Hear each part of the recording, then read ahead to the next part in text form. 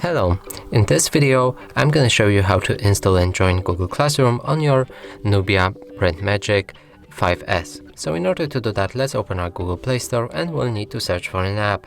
Here write Google Classroom and hit the search button. Select this app and press install.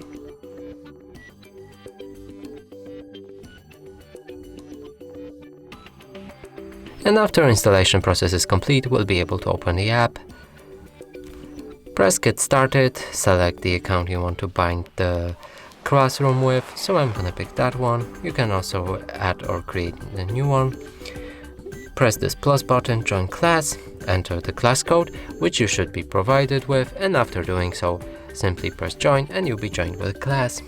And that's it for this video. Hope you like it. Please consider subscribing to our channel, leave a like and a comment below.